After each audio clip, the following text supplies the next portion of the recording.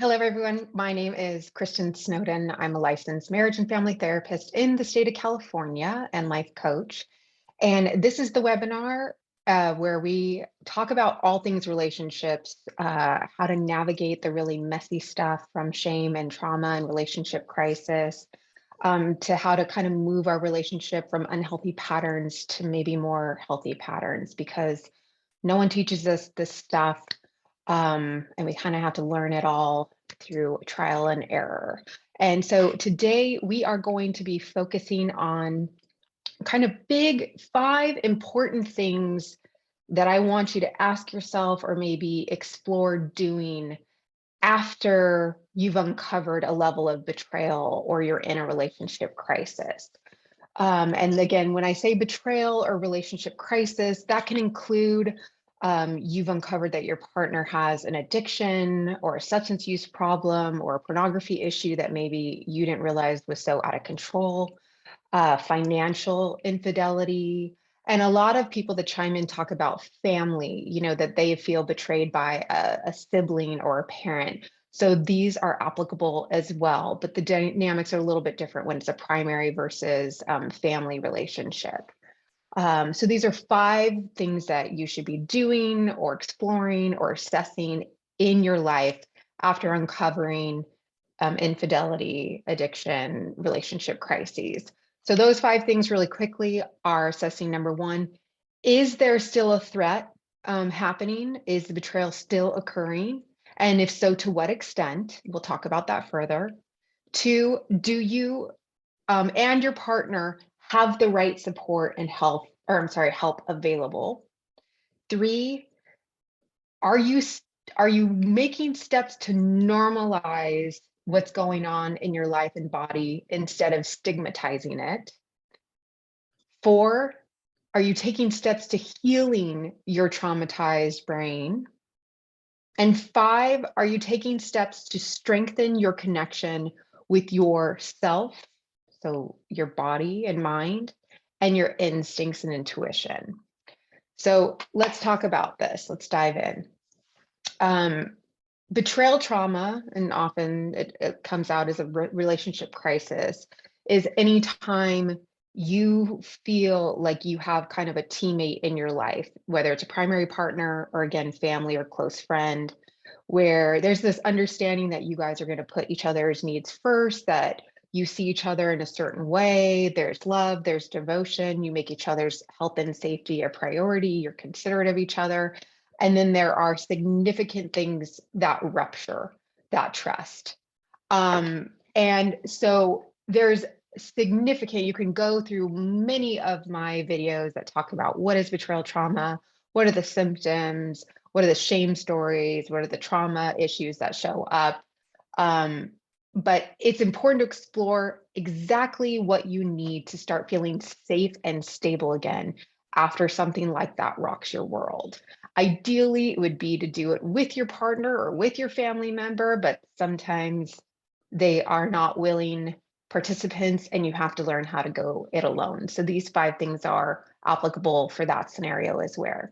But safety is absolutely paramount to healing and establishing this new reality, this new mind-blowing reality at first, where someone that you loved and trusted, built your life with, allowed into your home and your space, has harmed you deeply.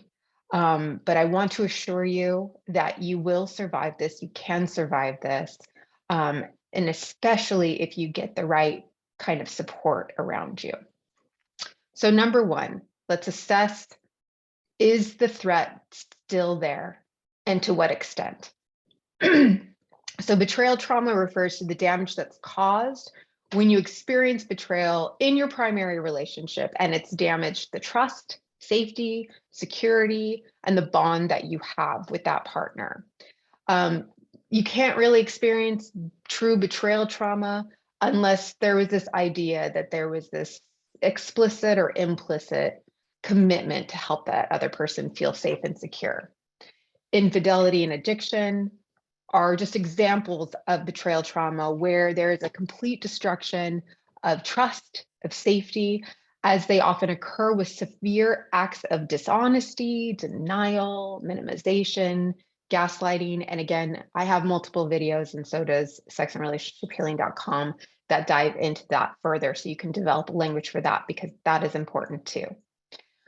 So it's important to explore, and ideally with a trained professional, whether you're still in an environment that is fraught with the dishonesty, denial, minimization, and gaslighting. And why I say it's important to do this with a trained professional, we'll talk about this more, is that you really lose touch with reality of what is healthy, what is safe. I get a lot of questions from betrayed partners and addicts. Addicts will kind of say, okay, I just told her I'm not acting out anymore, her or him. And when are they going to get over it? That's not very reasonable to think things like that, right? So that's showing there's a little bit disconnection with reality and empathy and compassion. And conversely, I've betrayed partners that kind of ask me questions of, gosh, is it reasonable for me to ask to have a tracker on my partner's phone, because there was so much nefarious behavior where he or she said he or she was here or there and they weren't, and I think I need that to feel safe. So checking that and finding a safe group, professionals, community, etc., where you can kind of talk about that and assess what makes sense and what doesn't, is really helpful. So be asking yourself the following questions. Is your partner following through with his or her commitments to change and or end that harmful, damaging, lying, minimizing, sneaking around, gaslighting behavior? Is there even awareness on his or her end that this stuff has been damaging? Are you receiving the help and support that you need and that your partner needs? Are you receiving validation of your concerns, or do you continue to feel gaslighted? And gaslighting, again, is just when someone continues to deny your reality, for you to say, hey, I'm scared, or I feel uncertain, or I'm in pain. And someone says, no, you're not, you're just being dramatic, or no, you should be over this now. It's someone telling you need to replace your reality and your experience, and you need to take on mine. Do you even feel safe and supported to even ask for needs to be met? That you even get to speak up and say that I'm scared, or I'm hurt, or I'm angry, or I need this. That's why this is number one, is because as long as you're experiencing incidences of betrayal, lying, minimizing, your partner is completely disconnected with reality, continues all those behaviors, your body will always be wired as if you are in crisis. I use the metaphor as if there's a bear sitting in your living room, ready to strike at any time. So you won't be able to have stable conversations, normal coupleship negotiations about life. There will always be a strong reaction. It'll always be fear-based. It'll always kind of have this life or death undertone to it, because your body does not feel like you have an honest teammate who is speaking on the surface and showing all their cards. So if you're in that state of crisis due to your partner's infidelity or addiction, explore what your partner is doing to repair the situation. Is your partner taking on his or her responsibilities and managing the crisis? Is he or she making necessary appointments, seeking healthy support, such as his or her own therapy, 12-step meetings, hanging around healthy people instead of maybe people who are enabling that behavior? You do you, yeah. Has he or she expressed willingness to change his job, his or her behaviors with his or her phones, social circumstances, engage in more transparent behaviors to support the process of change, right? So I'm talking to this guy, this girl, I'm going to this therapist in therapy, we processed this, I had this memory, this is what's going on, right? There's a transparency. I just did a video recently about signs that your partner is actually changing for the better. And I suggest you take a look at that. That'll help you see if number one is being met. Number two, do you and your partner have the right kind of support and help? So also, I've done a video on the important first steps that you need to take after uncovering betrayal. And just this is, again, generally based on clinicians who do this for a living. We have a very general protocol. Rob Weiss, we have, if there's extreme circumstances going on, lying, sneaking around, abusive behavior, sometimes it's necessary to fully remove them from their life and situation and send them to a treatment center like Seeking Integrity, where there's just, as we like to say, a full personality dialysis, right? Of just, you kind of put them in a moment, in a special space where they're forced to look in the mirror, and they really work at developing an awareness of how much harm that they've done, because sometimes they just have a lot of defense mechanisms that are really impeding their ability to own the shame-based behavior, the trauma-based behavior, and the willingness to kind of humble themselves and surrender to the fact that they can't do this on their own. So we all, as professionals in this field, have tools and interventions and environments, therapeutic environments, that can help with these issues, these obstacles. So looking at whether or not you are surrounded by loved ones and professionals who are stabilizing and safe is an important thing to do. I often hear that people who experience betrayal or uncover their partner's unknown addiction, sex addiction, porn addiction, substance abuse addiction, gambling addiction, can sometimes be re-traumatized going to an untrained mental health professional.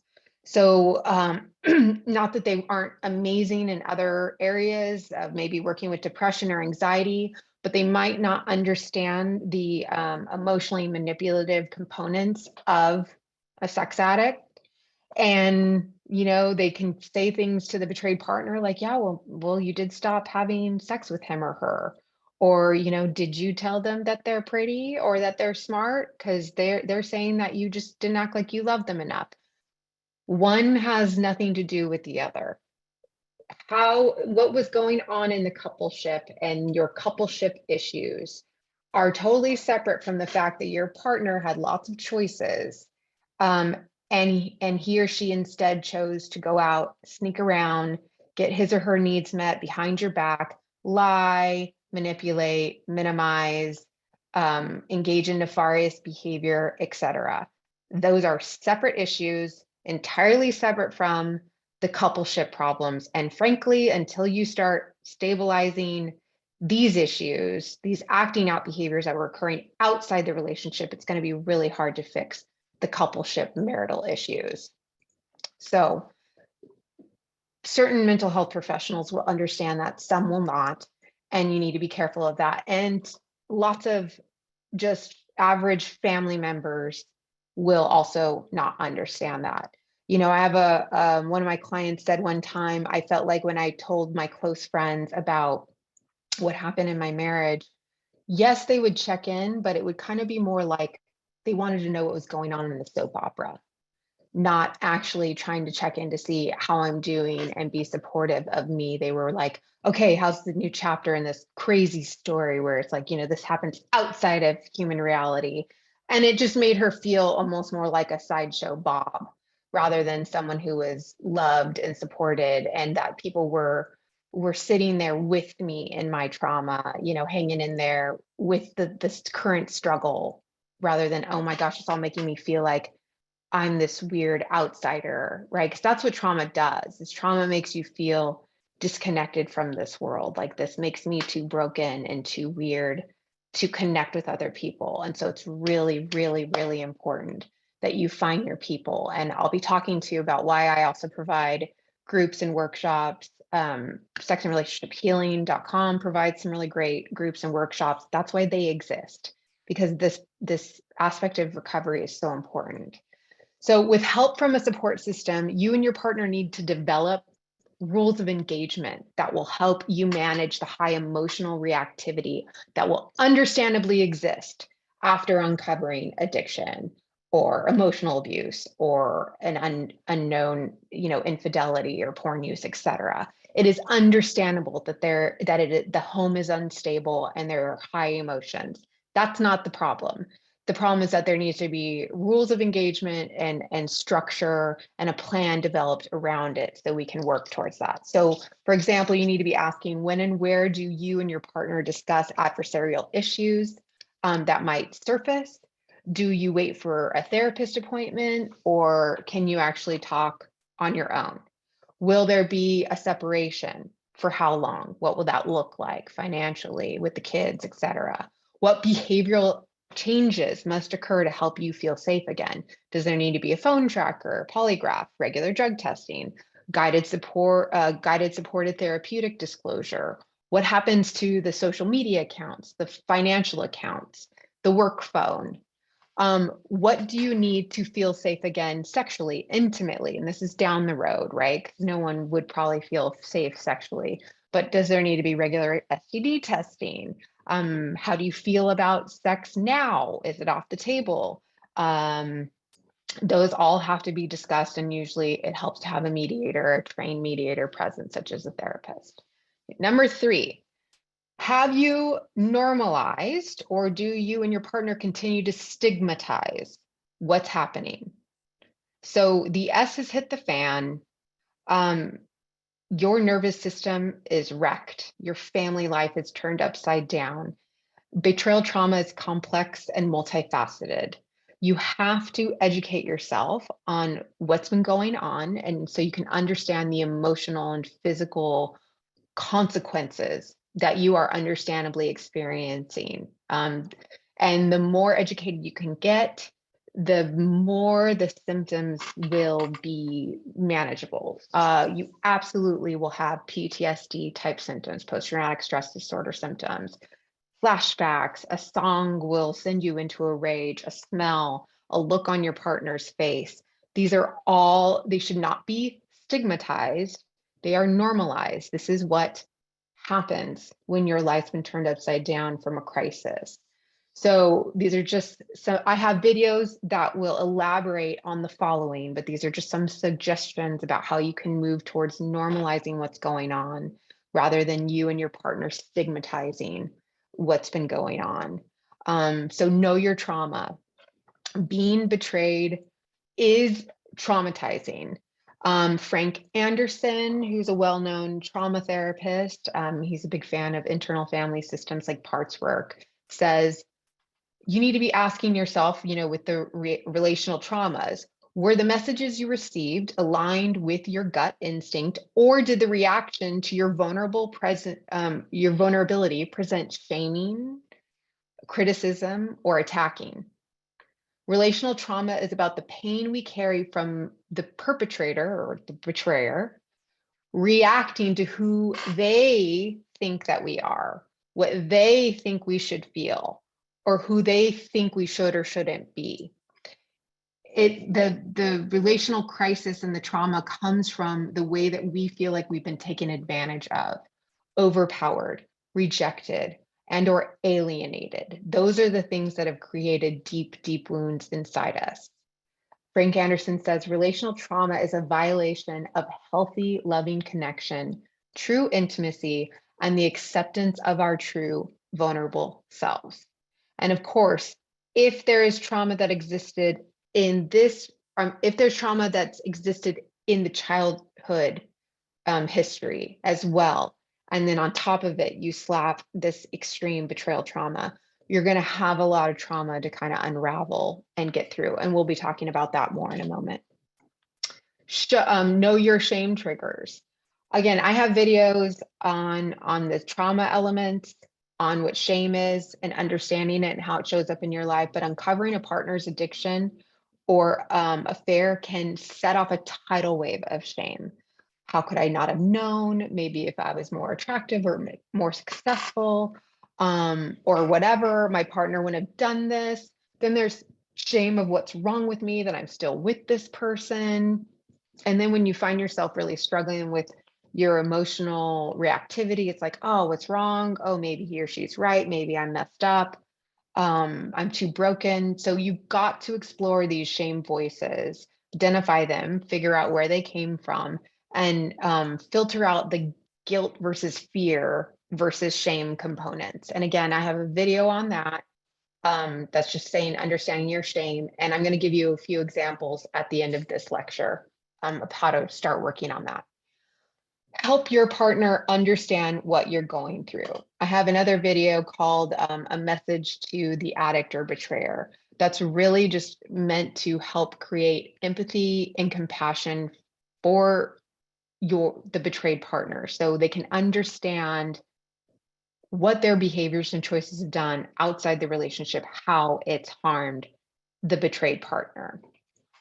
Hopefully they're also seeing a trained mental health professional or going to 12-step meetings or around an educated community that can also help them understand how their behaviors have harmed another person. I always suggest that you use that format when you're trying to communicate with someone of, when you say or do this, the story I tell myself is fill in the blank. When you have this behavior, when you don't return my phone call, when you come in late, this is the story I'm telling myself. You don't love me, you don't respect me, you're not going to get any better. I'm stuck in this like life with you and it's miserable. And that can help communication get a little bit better. It helps your partner also understand what you're going through, what goes through your body and mind when they behave a certain way too. Really helps understand the causation, correlation type behaviors. And then also give yourself some grace. Your nervous system is a wreck. It is the definition of like your body storing something as trauma is when your nervous system isn't sure you're going to make it through it alive. It's completely overwhelmed. It feels powerless, and it doesn't even know when this is going to end. There's no time of like, okay, I'll get over this in a year, or this will be better in 6 months. When all these things come together, it locks your system into like a constant fight, flight, freeze, fawning state. So give yourself some grace that essentially your body has to spend more time in that back lizard brain, just figuring out how to keep you alive. So it really struggles with the higher functioning choices of like remembering when your kids need to be picked up from school, or remembering that project that you had to get done at work, or remembering your keys to the car. And so again, you can kind of shame yourself a lot when you're falling short in these areas, but if you normalize it, then you won't stigmatize it. Okay, number 4, work on healing your trauma brain. So I hope that I've established at this point that betrayal is trauma. There's lots of videos you can watch that'll help you better understand that. But you on your end have to do very specific work. And it's not just talk therapy, by the way, that will help you unwire a very traumatized, wired brain. It's very important for your neurological, physiological reactions. And if you and your partner start moving in a healthier direction, you have to kind of rewire your brain so that you don't react from that kind of crisis, caveman lizard brain setting that it's grabbing hold of because this crisis was so scary. It doesn't want this to happen to you anymore. And it's just going to work from strong protective spaces, strong defense mechanisms. Some of the types of therapy that I've found to be helpful is EMDR, eye movement desensitization and reprocessing. There's some neurofeedbacks are helpful in downregulating. I've been currently or recently using the internal family systems, which in a nutshell, that's just parts work. And I'm going to talk about that in a moment. Those can all really help you. Dialectical behavioral therapy, somatic experiencing, meditation, group work. Actually, group work does change your brain, and it can rewire a traumatized brain. So it can, I know it feels very counterintuitive, but you need to seek out a group of healthy, safe people. So let me just give you a quick idea of what some therapeutic work might look like. It doesn't have to look this way. Lots of therapists approach it differently. But when you are seeking therapy to work through your trauma, it's to first kind of validate and explore the wounds of being a betrayed partner. explore the profound impact, emotional consequences, physical consequences. Therapists can help you identify and express the emotions and thoughts related. And then often what they can do is kind of start exploring those parts, those wounded parts. So this is kind of like an internal family systems model. In like saying, well, I'm so angry. This is all angry at this situation. And an internal family systems would say there's probably a part of you that's angry, right? Because there's a part of you that's staying in the relationship. So is maybe curious also, that is your partner capable of healing, or another part that, another parts that may be scared and feels unloved and rejected. So really kind of understanding all the different stories and parts that are being flared up and triggered by this current day betrayal. And then you kind of assist that partner in unblending, is the word that they use, but kind of separate out current hurt and pain, those childhood wounds that, it makes me feel when my girlfriend looked at me when I told them that betrayed partner story. I felt like I was a sixth grader being an alienated odd man out, where, I was Susie the weirdo. And, so talking really a lot about the current stuff that's being triggered, the past history that's also underlying all that triggering and trauma and shame, and really unraveling all of it. Because the goal, which is correlated with the final thing, number 5, is to get you to reconnect with and believe in and develop confidence and connection with what internal family systems calls self energy. You can call it whatever. Is like, this is who I am. This is my being. This is this part of me that makes me valuable and whole, which is like this part of myself that always has a space where I'm curious, have clarity, have confidence. I feel calm. I feel compassionate. I feel courage. I feel creativity, and I feel connected. Those all might feel like very difficult things right now. But the idea is that if you really clear out a lot of the trauma, a lot of the shame, that you will feel a strong self-connectedness, and have all those pieces in your life. So that brings me to the number 5, the last thing, which is you have to work to rekindle or reconnect with yourself and your intuition. The very nature of betrayal trauma involves your partner manipulating you, telling you that your reality isn't your reality, lying to you so often and over a long period of time that it can really destroy your connection and definitely your confidence in your connection with what we kind of call our instincts and intuition.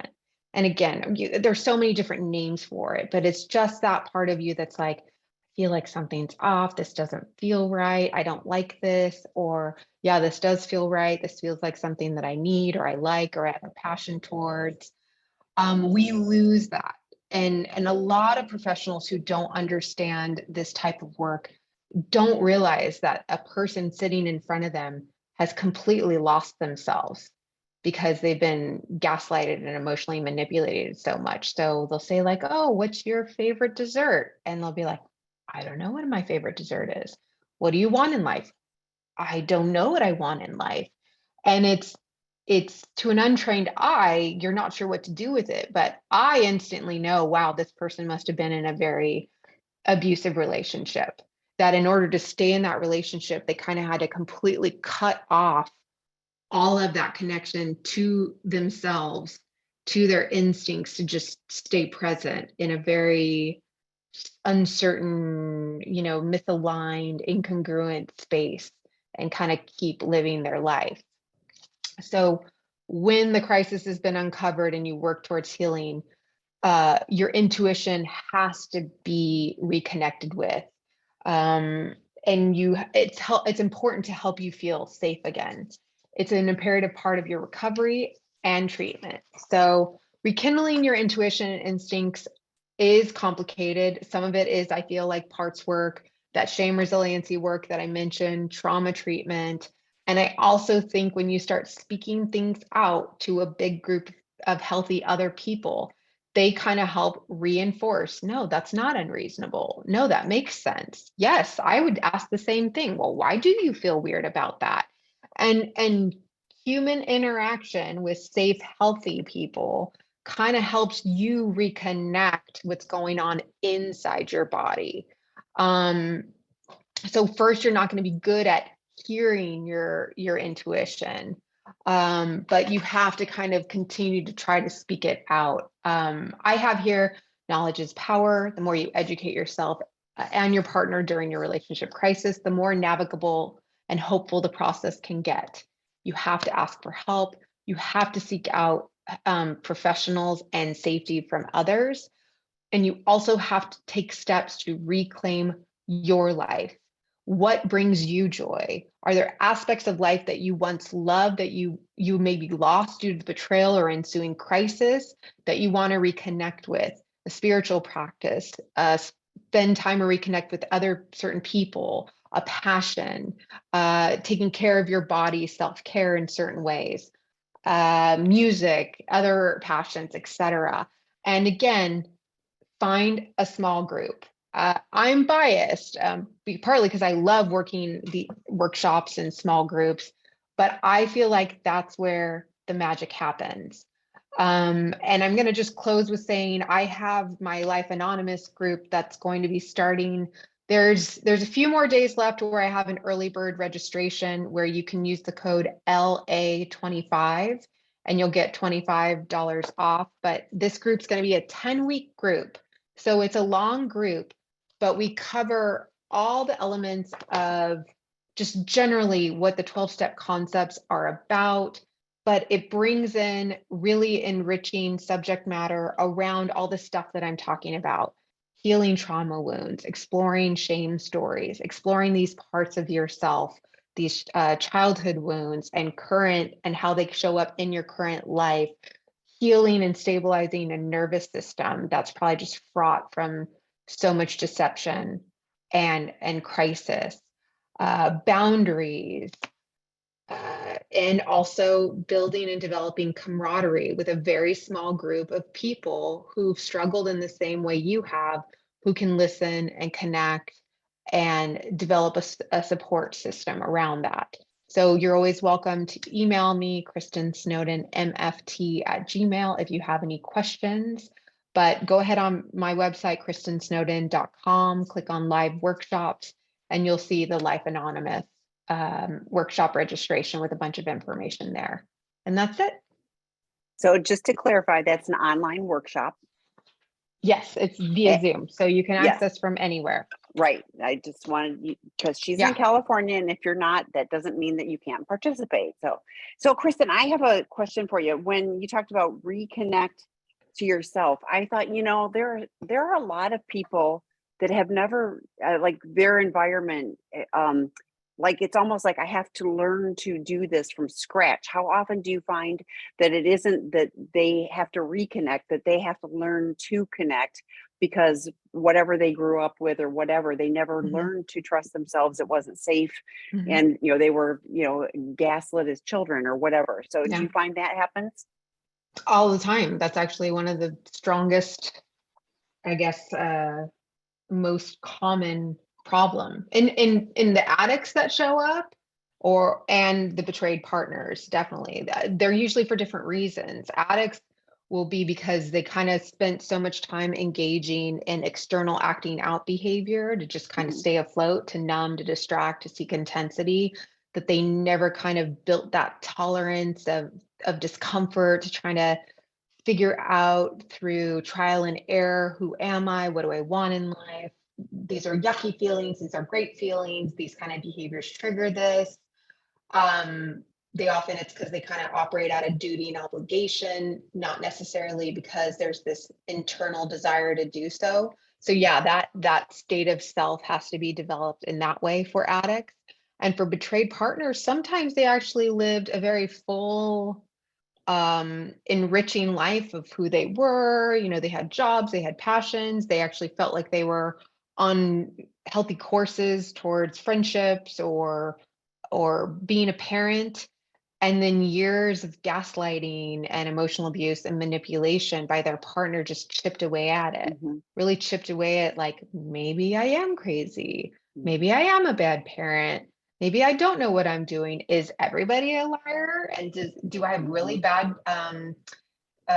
ability to assess who's safe and who's not? And it really chips away at their core understanding of who they are, and that they can navigate this world with the help of their instincts and self and intuition.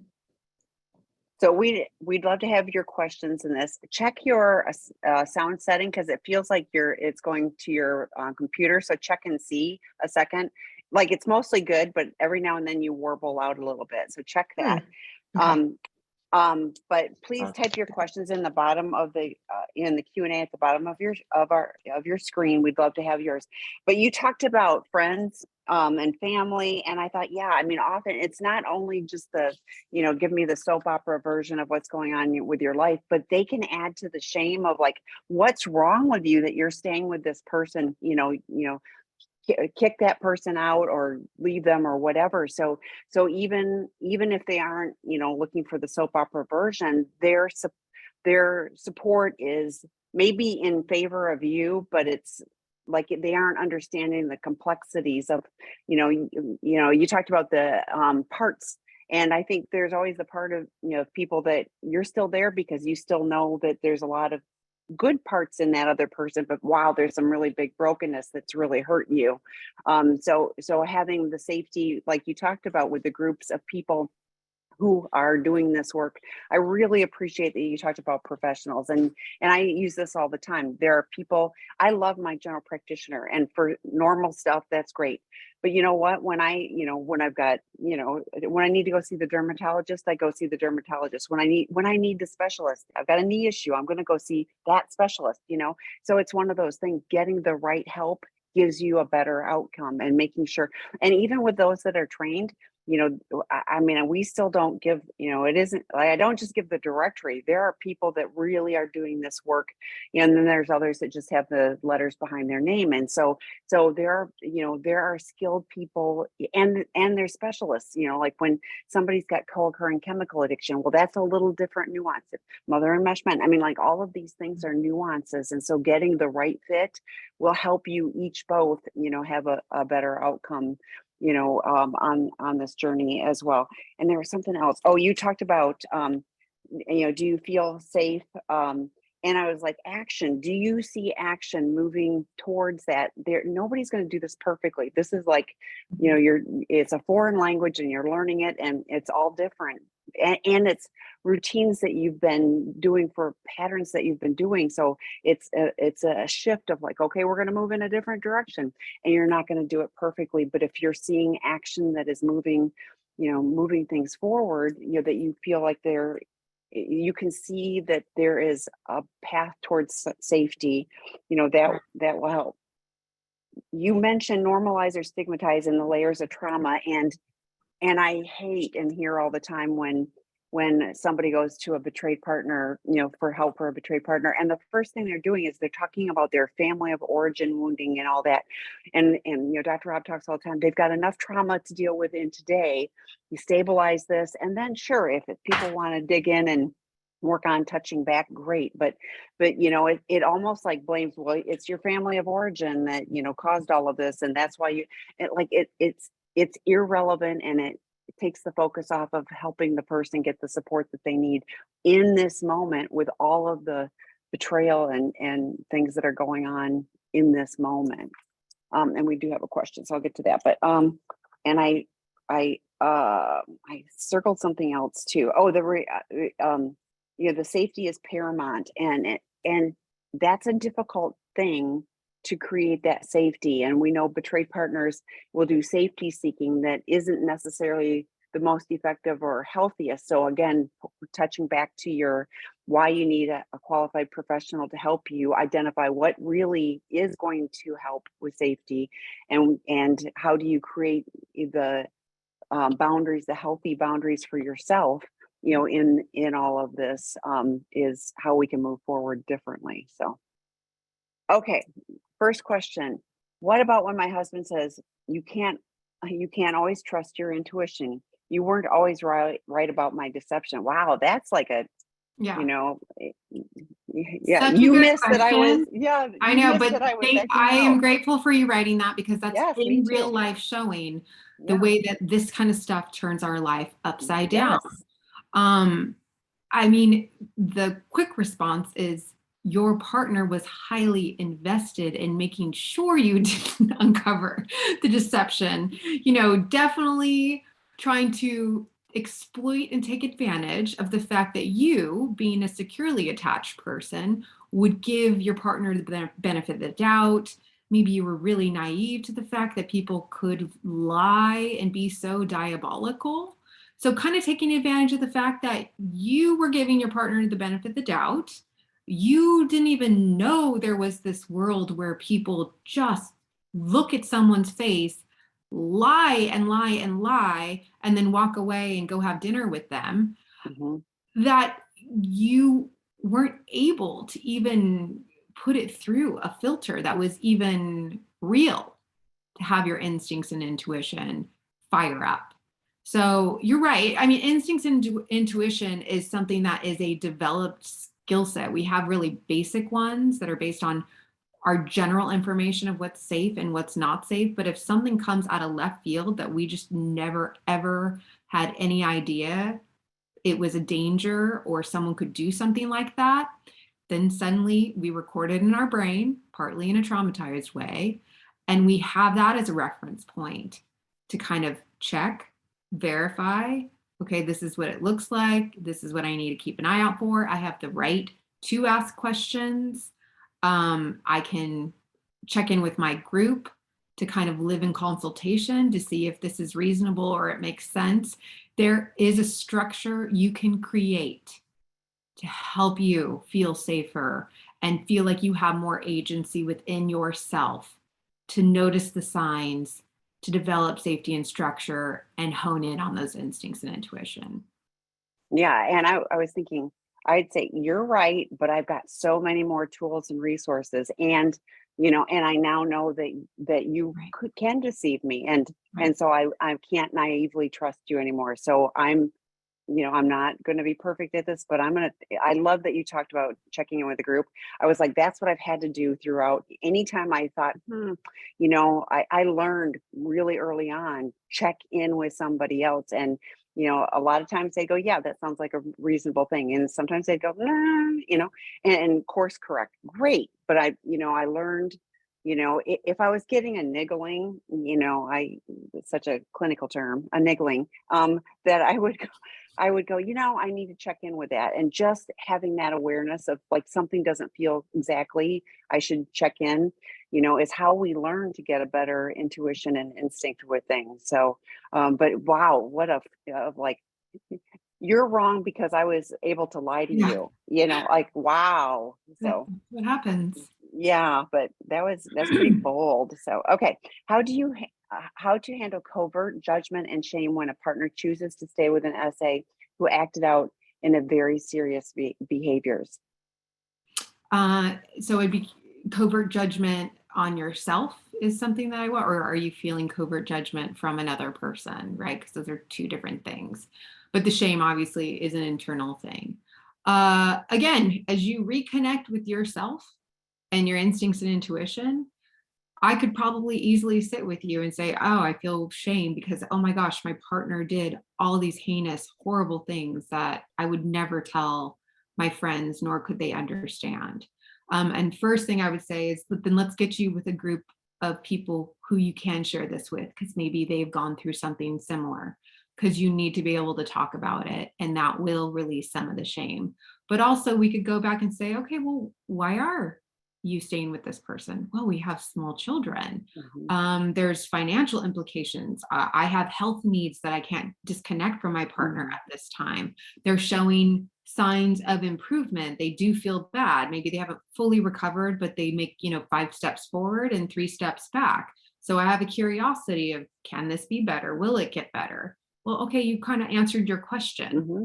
So when those parts of you scream out as shame, you're bad, you're wrong, what's wrong with you? There's another part that you need to ignite and kind of have a conversation with that shame part and say, no, this is what's going on.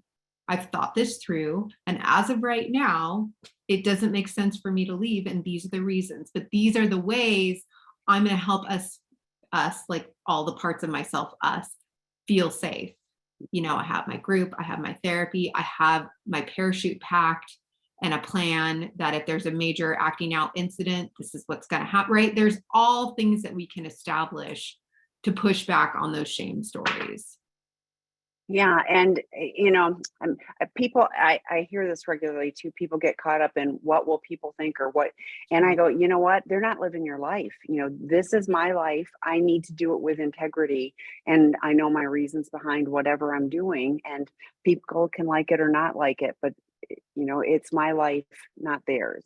And like you talked about with the soap opera drama, you know, people want to know what the, you know, what's the next installment of the soap opera drama. It doesn't matter. It's not, you know, it's not their business. But go ahead.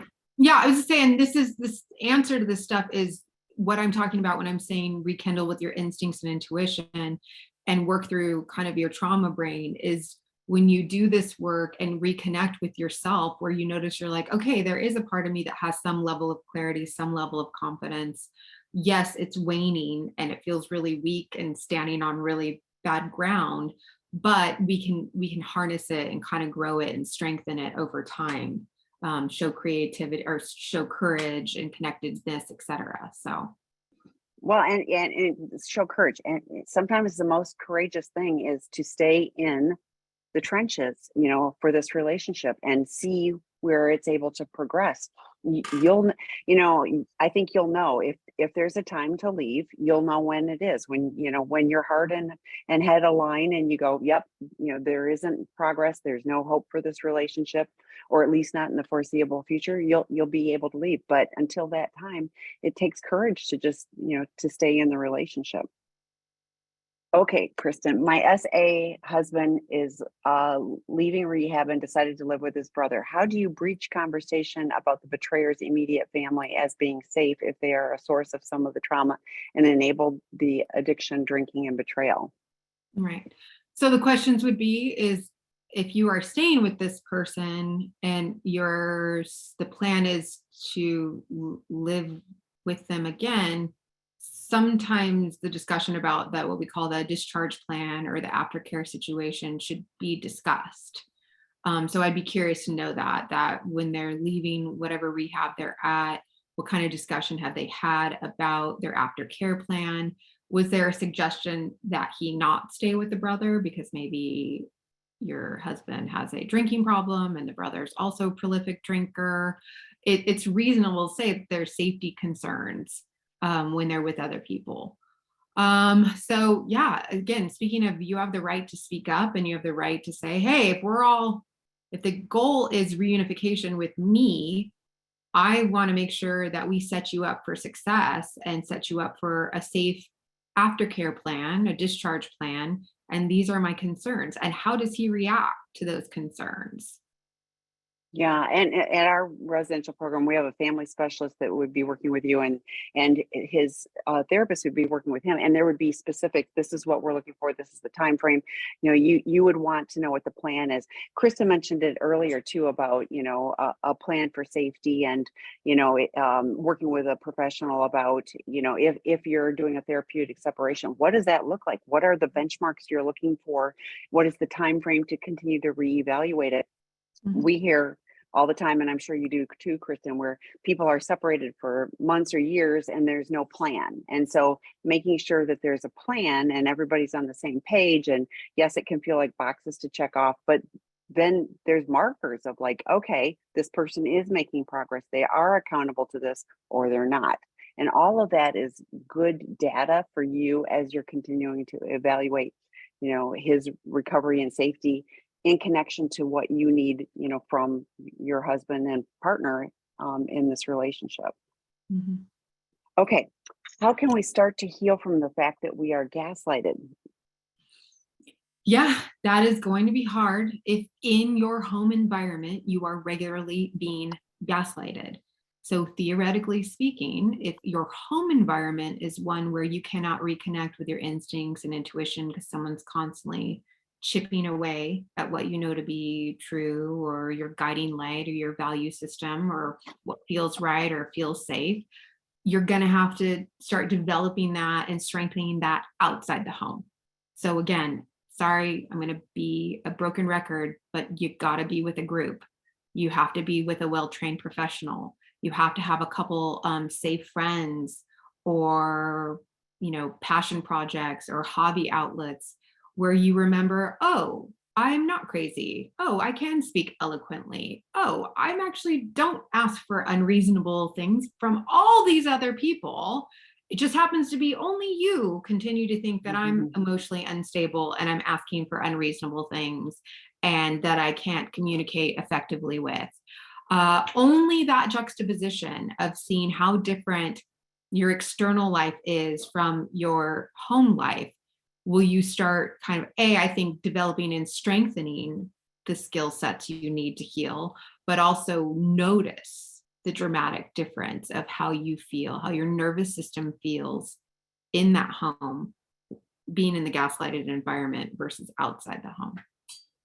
And I think it's important to have those distinctions, because I know often early on in the process, it feels like nobody is trustworthy. And so learning to identify that there are safe people. But again, like we talked about, sometimes family and friends have other motives and motivations. So finding the right people that can be safe will help you with that juxtaposition and identify, that yes, some people are trustworthy and I can show up at, for all of these other people, but my, addict partner is, like the first question, you can't trust your intuition because I lied to you. Like, I lied to you. You didn't know. Gosh. That's crazy. Oh my goodness. I know. Yeah. Okay. Hi, Dr. Snowden. It feels like mental gymnastics staying with someone who has caused such harm and be so diabolical. When they say splitting the addict from the personality, but they are this person. Being unfaithful is their values and moral. The addict is their moral and values too. Yes, I agree. Quickly answer is explore. Again, I think I just had a video that said, is your partner actually changing for the better? And I really talk about what I call like the behavioral shifts and then the soul changes, the soul shifts that you see when someone actually is able to separate the addict from the self, right? The person who does have morals and values. Because remember, the addict or the part that chose to seek outside intensity, numbing, harmful behavior, despite how much it hurts themselves and their people they love, and it goes against their values and goals. From some theoretical perspectives, that was them doing the best they could to just cope with life. Yes, it was lying. Yes, it was harmful. Yes, it was damaging, but that was their best go at avoiding uncomfortable feelings, just kind of getting through life without connecting, without going through their background and their history, etc. And so a lot of the work looks like kind of slowly reconnecting with that and unraveling it and getting through to the other side of that. So it is mental gymnastics. You don't have to stay and watch it happen, but those who do know that, yeah, it's not an instantaneous experience. It's years of unraveling a lot, but there's a lot of videos that can help guide you to know if you're on the right track, if this person is changing. Yeah, and as a person in recovery, I can tell you that my ability to compartmentalize, because I knew for sure I was not living in alignment with my values and my morals, and I couldn't stop the problematic behaviors. I absolutely tried and I couldn't until I got the help, and so I could. So my ability to compartmentalize was massive, and learning in recovery to be a congruent person So there aren't, Kristen's talking about parts. Like I don't want to be a bunch of different parts. I want to be one congruent person. So wherever I'm showing up, I'm showing up. And I've learned, but man, has it been a journey. But I know what you're seeing and what you're feeling. Like this is the same person that walks out the door, and but no, we are really able to, put these things in silos. And as long as the silos don't touch, as long as you don't know, yeah, I mean, like I had this whole hidden world, and so I look like it's exhausting on one level, but like I didn't know how to do it differently. So if that person is able to start getting those compartments to come down and learn to have the tools to live congruently, man, we live a very different life. And I do now. I work Right. really hard at aligning with my values. And I would make amends if I'm doing something that would not be in alignment. I'm really quick, because it bothersome to me to not have that. I will make an amends and work to restore a relationship or whatever it is that I've done that was out of alignment. So Yeah. And I want to quickly add one way that I was able to move to greater empathy and sympathy for someone, like how could they be such diabolical liars and do all these destructive, horrible things, is as a non-addict, notice maybe not on such a grand, extreme, damaging level.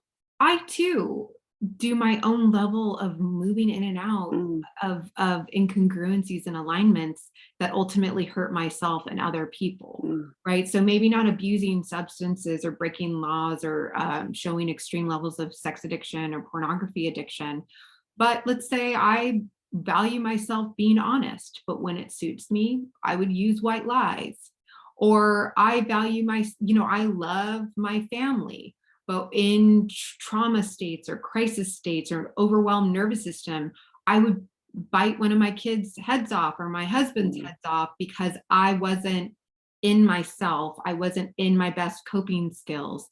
And that's a minor version of what's happening in the addiction world. Is that, our nervous system and our body is an incredible system that's first and foremost made to keep us alive, not keep us sane, and not keep us aligned with our values and goals. And it will do extreme behaviors if it feels like it's being threatened.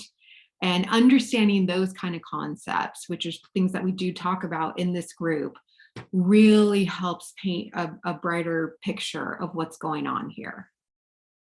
thanks for being vulnerable and sharing that.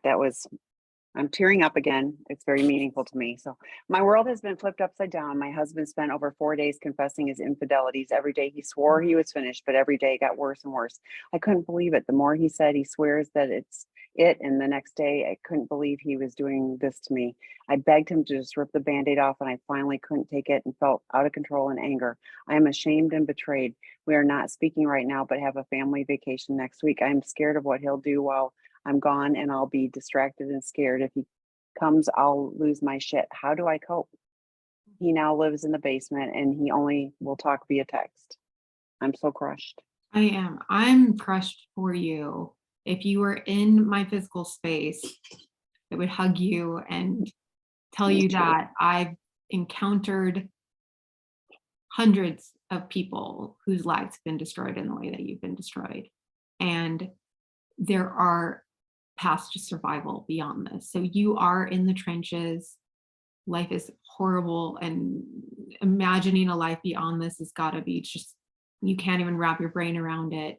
But I would encourage you to reach out to all the resources. I'm so glad you found this space. So hopefully you know about sexandrelationshiphealing.com, Seeking Integrity. There's other groups, We Tong Lin. I have a lot of free resources on Kristin Snowden. I just really hope that you keep doing exactly what you're doing right now, which is speaking your struggle, seeking out groups, seeking out education. And I do promise you, you will transcend this. You will get through this. But my heart is broken for the fact that your world is entirely destroyed and you are needing to rebuild it from the bottom up right now. But many, many, many people have gone through this. You're not alone, and they can definitely help you and support you through this process. Yeah, and like the vacation, like I get it, like that's an immediate thing. Nothing you do or don't do is going to change what he's going to do. And so at some point, and I know this feels so difficult to even conceptualize, but letting go of he's going to do, he's been doing what he's going to do. You know, like there may be more, as you say, shit that you learn and all of those, things, and so be it. But if you can go on the vacation and have it, kind of detach and make it an enjoyable vacation, great. If you're going like, I am so discombobulated and I need to do self-care in a different way, great, honor that. Kristin talked about, taking care of yourself. And so do reach out, email me, tami@seekingintegrity.com if you want some other resources. I'm happy to share those with you as well. And Kristin, we've got 3 more questions. Do you have time or do you do you have a hard stop? Yeah, we can do like 2 more minutes, let's say. Okay, 2 more minutes. So my PA has been in recovery for 24 years with 5 relapses. His last one was in December. He's been in good recovery since December and is pushing for more physical contact. I don't feel safe, and part of me says I need to get over it and move forward. So thoughts on that? 5 relapses would develop a nervous system and a story that you are scared to trust this process, which is reasonable. I think you had to kind of ask yourself, what does becoming physically intimate with him do to your body? What does it mean to you? If it's a vulnerability that you're just not willing to experience with him, that's understandable. You shouldn't ever feel like you are being kind of forced to become more physical with someone that you don't feel safe with. And I mean, I would love for you guys, don't forget there's physical contact too, where you can do, it doesn't have to be intercourse. So there might be ways for you to explore, how do I feel about physical contact that's not intercourse or nudity or things like that. So some things to explore, and also explore, is there pressure? Because your addict who might be in good recovery right now shouldn't be pressuring you to do something you don't feel safe doing. And that's always great advice on all of this, is don't do things that you don't feel safe. And so whether it's a vacation or sex or whatever it is, listen to that voice inside you, get input from other people if you need to. So I know we're past out of time. So thank you, Kristin. It was great to see you. Thanks all of you for your great questions. Reach out to either of us if we can be helpful. You have both of our contact information, and the video will be posted hopefully later today. I'll ask Scott to make that a priority if he can. So thank you, everyone, and see you in 2 months. Thank you so much, Kristin. everyone. See you in 2 months. Thank you so much. Bye-bye.